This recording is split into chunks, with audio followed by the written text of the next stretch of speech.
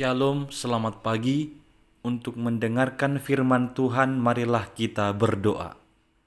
Kasih karunia dan damai sejahtera dari Allah Bapa kita dan dari anaknya Tuhan Yesus Kristus kiranya menyertaimu sekalian.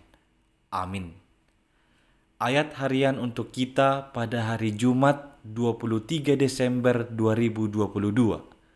Tertulis dalam kitab Yesaya pasal 48 ayat 10.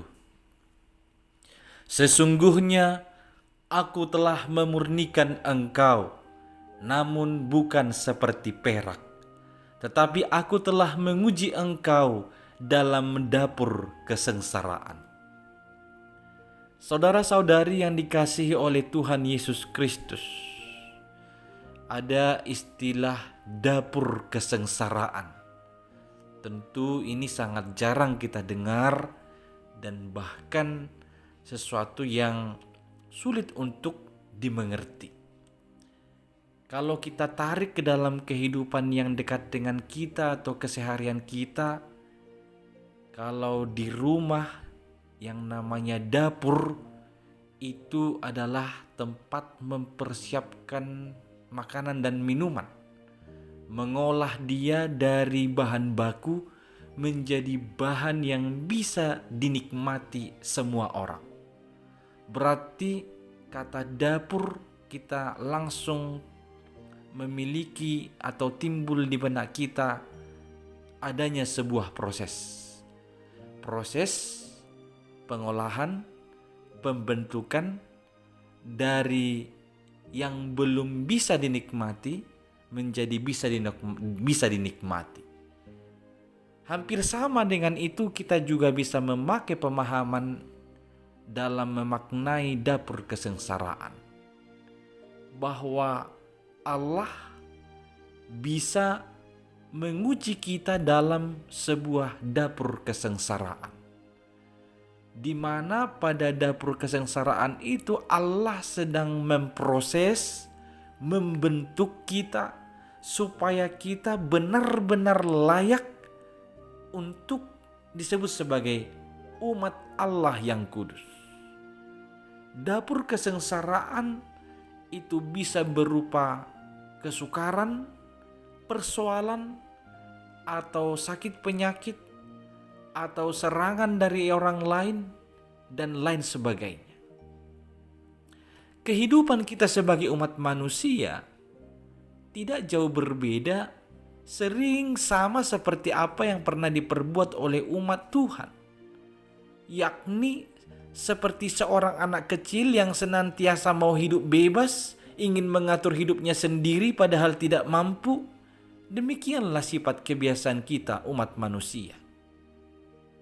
Hati yang dikuasai oleh sifat ingin merdeka, mau mengatur diri sendiri, hidup sendiri, dan bahkan disebut mereka berpaling dari Allah. Mereka menyembah Tuhan Allah dan mereka juga menyembah dewa-dewa lain. Jadi kehidupan mereka hanya dalam kepura-puraan. Perilaku itulah yang membuat mereka harus mengalami kesukaran dan dimasukkan ke dalam dapur kesengsaraan. Tapi tujuannya bukan untuk dilenyapkan. Tuhan membuat kesukaran itu terjadi di hadapan umatnya bukan untuk membinasakan atau melenyapkan umatnya.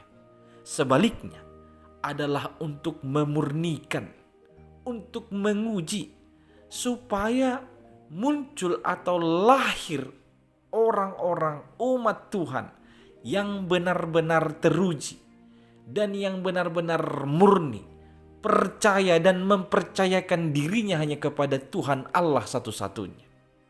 Disebutkan Allah tidak memurnikan umatnya seperti perak.